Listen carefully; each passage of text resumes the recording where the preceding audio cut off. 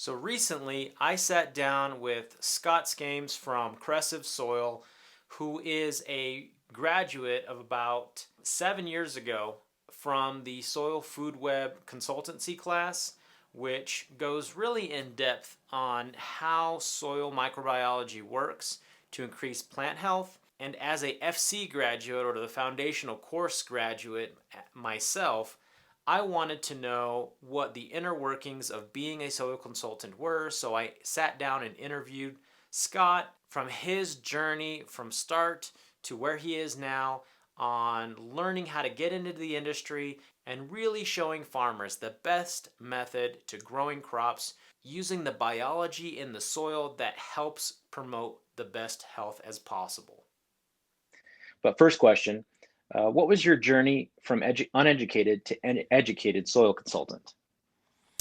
Well, I guess kind of the annoying answer is I feel like this has been a lifelong journey for me. Um, my uncle's a produce broker in the Imperial Valley in Southern California. And I mean, as young as I can remember, we were going into fields, grabbing produce. My uncle felt it was very important that if he was going to represent a farm and he had to determine where produce could be delivered around the United States and oftentimes the world, he needed to know the quality of it. And we would literally go in the field, harvest some of the produce, take a look at it, eat it, cut it up. And he would make those decisions on the quality based on if he could send it around the world. And, as we grew, we got more involved in the produce process. So I've done every aspect from cold room operation. I've been in the sales and brokerage office. And then I've helped with the fertilization strategies of some of the farmers in the field. And so I think a lot of the best training I got was literally sitting in my uncle's office when I had no desire or concept that I would ever end at this role and listen to the outcome of the farming process. I would hear when things went bad. I would hear when things went well. And so that really kind of put me on a track to be interested in agriculture. And being from suburban Southern California, there's not a lot of agriculture, but there was cannabis. And, around 2009, one of my friends from high school, it was what I call the Prop 215 comfort era, when people could get a 99 plant cultivator's permit, stack them, and feel like they could grow 1,000 plants legally. And so, in 2009, 2010, one of my buddies built out a 20,000 square foot cannabis facility that had 4 different types of cultivation. And I feel like that was really the starting point for me to, well, first identify the need. In the most respectful way possible, all these really qualified, high quality cultivators didn't know why they were doing something. And so that really started the quest of why. And then I think it was around 2012 was when I decided that I wanted to actually get out of cannabis and move into agriculture and contribute to the family business through fertilization help, agronomy techniques, and things like that. So I first found out about Dr. Elaine in 2012. And in 20... So prior to Dr. Elaine's, you had mostly just hands-on experience with growing plants. So your ability at that point was just understanding how the plant looked in order to promote its health. Correct. And it's not like my uncle was all that sophisticated, like, oh, they needed more calcium, but he would talk about quality parameters. And then when I was in cannabis, you would see these people that were growing top of the industry quality, top shelf, and you would be like, why are the spider mites there? And they're like, I don't know, And so I was always the nerdy science guy that I wasn't afraid to dig into the scientific literature. I wasn't afraid to try and read some scientific research. The problem is there's not a lot of accessible information. And somewhere around 2012 is when I found Dr. Elaine's work, and I was like, man, this woman is talking about protecting powdery mildew from compost tea. How do we get compost tea? And I think it was in 2013 or 2014, somewhere in that range, Dr. Elaine offered one of the first online classes. She had been doing it for years, but it was like a new era of development of the courses. It was just before the environmental celebration courses. There were 16 modules. And essentially what it was you would meet with Dr. Elaine once a week, and I think it was 16 modules. So I think we met for 16 weeks. Ironically enough, my wife, Sarah, was in that course, and there was only 26 people from around the world in that course. And ultimately my wife, Sarah, that I would meet later at the ECI farm was in that. But I would say from the day I started pursuing the microscopy techniques of Dr. Elaine and took those first foundational soil courses, it took me about a year and a half to where I could say my microscope math is accurate, and I've done enough of this practical applications that I can sit down at the dinner table with Dr. Lane, drink a couple porters, and like bro down on the information, I guess you could say. So I'd say like the technical answer of, okay, now I'm soil food qualified was about a year and a half. In that year and a half period of time, were you just basically kind of doing it? I'm assuming you had another job and you were just kind of doing it experimentally, just for fun. Were you testing? What kind of things were you testing? Were you testing cannabis farms or farming projects? Was it just, backyard stuff? What were you testing at that time? It was everything that I could get my hands on, to be honest. And so I was still heavily invested in cannabis. I had a lot of access. The first facility I got into in 2009 was 20,000 square feet. That was massive for the time. And so once you get to a certain level, there's an accessibility of other projects. So I, in a kind of informal sense, was the, peer network consultant guy, I guess you could say. Like, people would have standard problems. Most of the problems an indoor cannabis farmer experienced, I had already seen in that first farm, and so that brought me into a level of cultivator that made me somewhat of an authority over the average people in my life that had a 4 to 18 lighter. But as soon as I became qualified to do the quantitative analysis, I put every single popular trend to the test. And if you're watching this and you're considering a path, as soon as you are qualified to do the even qualitative analysis, put everything to the test. And that's what I did. And I think that's one of the most important things. And, I'm a big believer in you have to manufacture what you want. You have to visualize it and you have to execute the steps to create it. And so I wanted a job as an agricultural consultant. So I woke up every morning like it was my job, even if I didn't have anything to do. And my friends legitimately thought I was crazy. They're like, a microscope? You're going to be a microscope guy? And I was like, just watch. Just watch. And I would wake up every day and I would find 5 to 8 hours worth of stuff to do. And in that process, I would analyze samples. I started releasing my abilities to Instagram and was offering free microscope analysis to anybody that would send it to me. So I was doing analysis of problems. And then I put all the advice to test, all the popular tea brewing activities, things from internet, retailers of goods. I put everything to the test. So by the end of 2014, 2015, I had already specifically quantified every single thing that people were doing and executed it myself.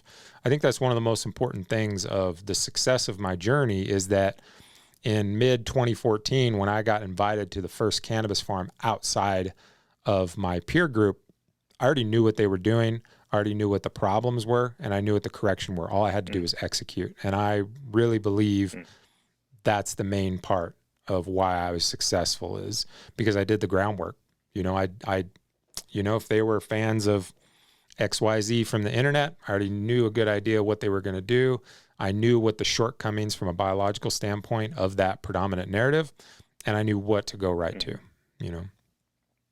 So we kind of already answered question 2, which is the length of time to kind of learn the trade, which you had explained was about a year and a half after learning the information. What I gather from that, what you're basically saying is that the main skill set that you learned was using this specific tool, which is the microscope, to quantify everything. So the biggest, I would say, mystery to plant health is in the soil. And a lot of people will talk about the soil, the rhizosphere, and microbes and all these other things. But this is the only tool that will quantify everything in that medium. Yeah. And I think the kind of general agricultural community at wide severely undervalues the quantitative and qualitative microscope techniques of Dr. Elaine Ingham. I come from a racing background. I have 2 family members that are NASCAR crew chiefs. We grew up racing everything, and we took it to a whole different level. And we took metrics, we quantified our adjustments to the car, and we correlated it to our track times. And if the tire temperatures got worse, the track times got worse. And so when I was coming into the professional consulting space, I needed a way to manage variables and quantify variables so I wasn't just guessing, because that's the biggest problem in agriculture. Even people that you think are cool on Instagram, most of them are just guessing. They don't know why. And what I value most about Dr. Elaine and her contribution to my professional career and my life was that microscope analysis. It's pretty damn black and white. If you make a correction or you make a change to the cultivation space, within 3 to 5 days, you can measure if that was a good or bad idea.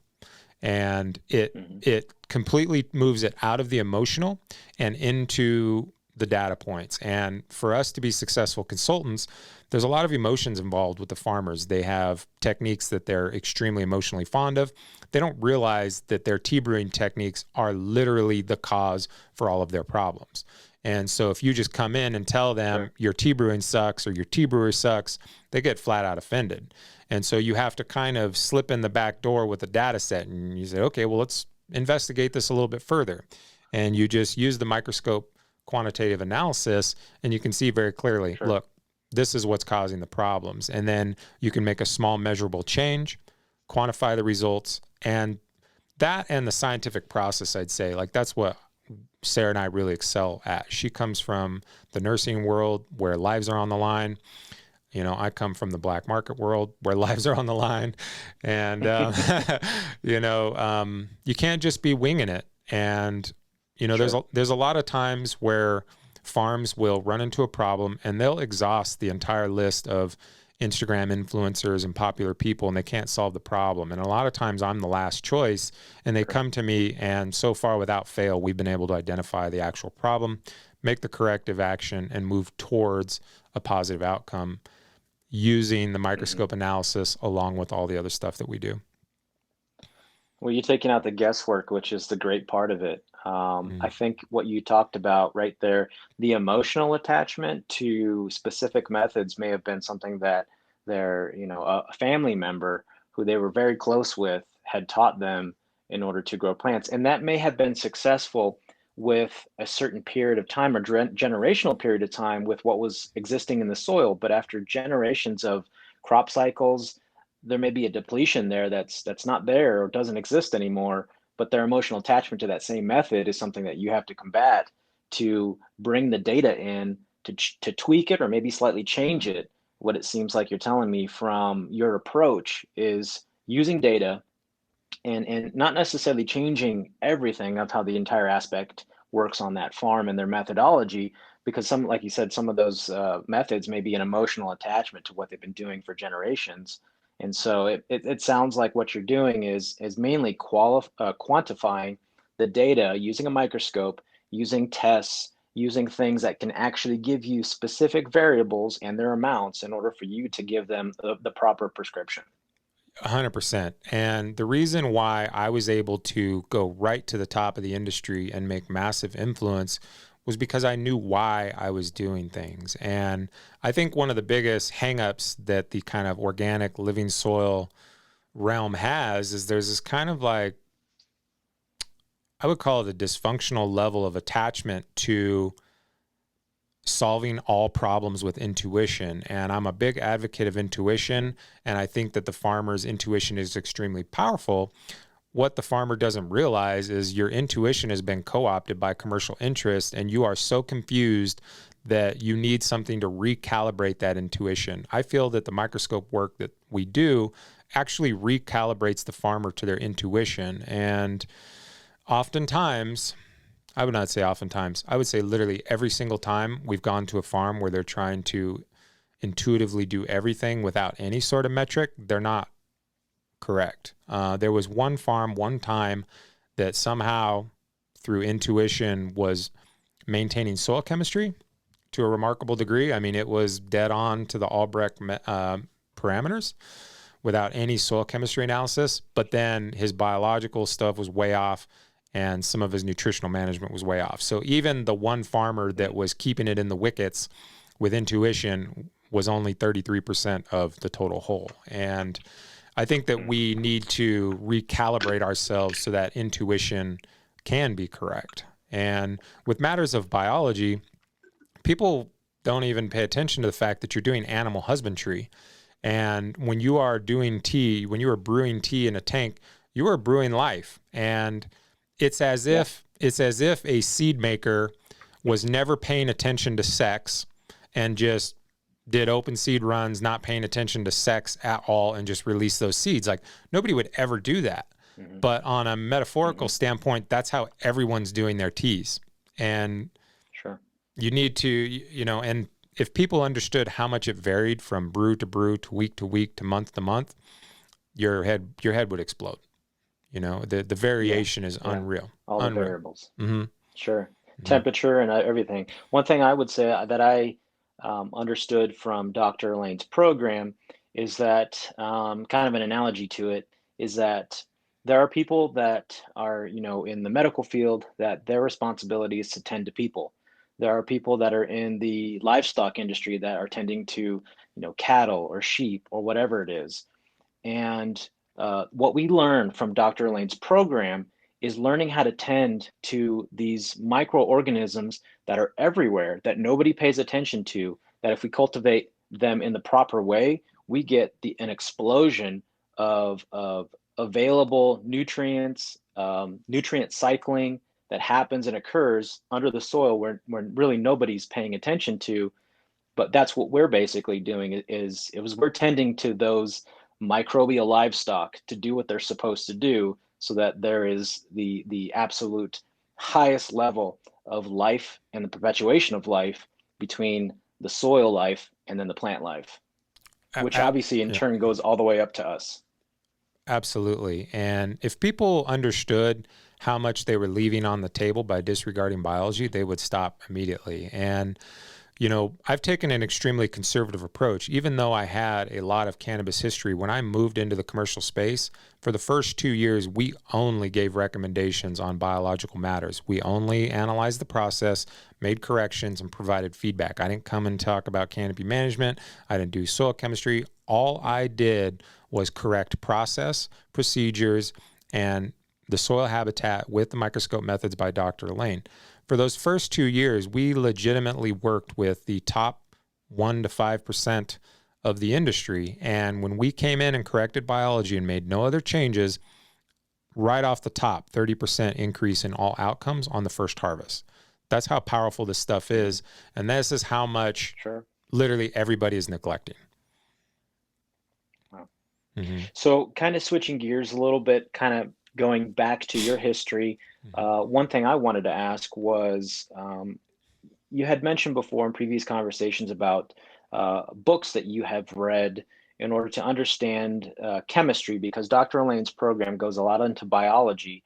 So what would you recommend, or what were a couple of key maybe books or references that really put into perspective the chemistry part that is maybe the other side of the coin for being able to have super healthy plants if there are certain depletions of certain minerals in that medium?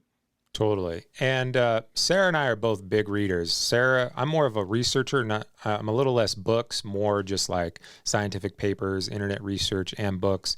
Sarah is a massive book reader. She is constantly reading 3 to 4 books at all times. And again, you have to create the things that you want. And I wasn't able to go to a university program, so I had to pretend that I was in a university program. And so when Sarah and I started dating in 2015 and started to join forces as a business, from that point on, for the next 3 years, we legitimately approached it like we were going to a university. And so every quarter, we would pick 3 to 4 books and we would read through it, and we would then converse with each other as if we were going through school. And so this is just a small list of what I would deem like the 7 basic essentials or something. And so I think hands down, if you're trying to do the Dr. Elaine courses, you need a balance of soil chemistry. I absolutely adore Dr. Elaine Ingham, and I credit a tremendous amount of my life to her. I met my wife through her. That's been working out pretty awesome. And I absolutely love my job because I did the thing that nobody else was willing to do and put in the work to do the microscope and figure out how to apply it to the agricultural space. I will forever be taken care of financially because of that. Like, we're to a point where I'd have to really screw it up to lose my opportunities in life. And I have a tremendous amount of gratitude for that. Having said that, the soils that are made, the strategies for managing soil chemistry are so incredibly dysfunctional. You have to manage soil chemistry. And so I feel like one of the best ones there is Dr. Arden Anderson. So this is Science in Agriculture. It's essentially a start to finish book of the things that you need to know for the agricultural process. There's even a chapter on biology. What I like about Dr. Anderson is he's kind of the yang to Dr. Elaine's yin, so to speak. And, you know, he is a medical doctor. He's an agricultural professional. He's worked with Dr. Carrie Reams. He's worked under Dr. Albrecht. And he's kind of like the generational tree, like Sarah and I are to Dr. Elaine Ingham. He's that for Carrie Reams and Dr. Albrecht, essentially. So Science in Agriculture, it's a little bit older information. It's not wrong by any stretch of the imagination. Some things have updated in science, but it's a really strong foundation for matters that aren't covered in the Soil Food Web course. So I'm a huge fan of Science in Agriculture. The next one I think is just another cool book, also written by Dr. Arden Anderson. It's called The Anatomy of Life and Energy in Agriculture. It's a real thin book. What I like about this book is they went through and tested various problems with plants and were able to isolate down to what mineral element was off. Turns out almost all of the pest problems are calcium first, phosphorus second, and then trace minerals and nitrogen toxicity. So this book covers some of those things. It also is really easy, accessible. I mean, it took me like a day and a half to read this book. You know, it's $9 on Kindle, according to this Amazon screenshot. I think that's another great book. I've read absolutely everything that Dr. Arden Anderson does. I've gone through his DVD course. I absolutely adore the man. Anything that he writes is good, but I would start with these two books. Next is Neil Kinsey. Neil Kinsey is kind of one of the living fathers of soil chemistry. I would put him at the level of Dr. Elaine Ingham for the soil chemistry standpoint. His lab is top notch in the world. Some of the top agricultural consultants on the planet uses his lab and his services. And Hands-On Agronomy is a pretty good book that covers foundational principles of soil testing and soil chemistry management. Neil Kinsey also has some amazing audiobooks on Acre USA. I've downloaded them. They're fantastic. This was a book that was shared by a farm we worked with in 2016 that he learned about it through a friend that actually got to go to a soil chemistry university or University for Soil Chemistry. And it's called Marshner's Mineral Nutrition of Higher Plants. It is a textbook. I'm not afraid of textbooks. I think that textbooks can be very valuable. And if you're going to go through the Dr. Elaine courses, it's already being treated like an upper graduate degree. You might as well just jump full in and get yourself a online degree. So Marshner's Mineral Nutrition of Higher Plants is a fantastic resource that I use. I've used some of the clips and images from this book on future cannabis episodes where we talk about the problems with anaerobic conditions. It's one of the best single point resources that you can go to figure out what the hell all the nutrients do, which is actually kind of difficult, really. Like the Dr. Arden Anderson courses cover that. So if you get to his DVD set, it's no longer available anymore, but if you are able to find it, he goes through what the different elements do. This book also does that. And it just kind of covers a lot of the phenomenon that you need to know of how plants function. I think it's extremely important in helping you solve problems in the cultivation space of any type. And then this is another book from the same organization. This is Mineral Nutrition and Plant Disease. I'm sorry, not the same organization, but loosely affiliated. You see these two books get referenced a lot by John Kempf. And if you type in Mineral Nutrition and Plant Disease, there's like 9 other books associated with it. Over time, we're going to slowly add those up, but it's just phenomenal research. Essentially, what this Mineral Nutrition and Plant Disease book does is it literally takes the top research of why a virus is there, why Pythium is there, and correlates it to the different nutritional management. It's a mind-blowing book. This one's a little bit smaller than the Marshner's Mineral Nutrition. These two books have been tremendous in helping me understand the why. And you have to know the why. You can't just guess. Sure. This book, Healthy Crops by Francois Chaboseau, absolutely blew my mind. I am going to preface it. This is a French scientist talking about science research from around the world, translated into English. This was one of the most difficult books for me to get through because it is so clinical and dry and translated, and it's a little bit old, and it's honestly really repetitive. So halfway through, you're like, all right, I get it.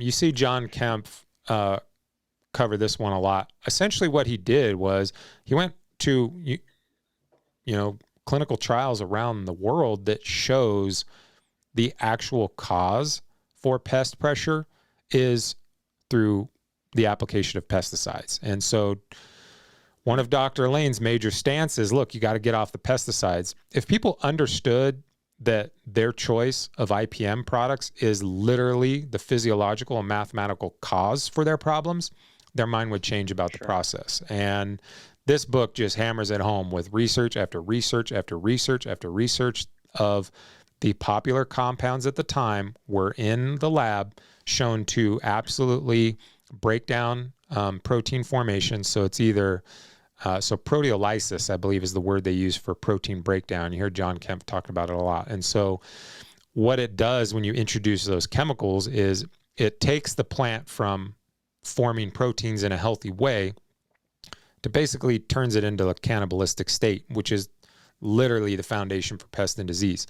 One of the things that is in this book is he mentions that he wishes he didn't write the book because of the backlash that he received from releasing this type of work. And there's been some things that I've brought to light and I've received a tremendous amount of backlash for as well. And I would say that in a lot of ways it's not worth it to try and enlighten people, but nonetheless, you should get this book.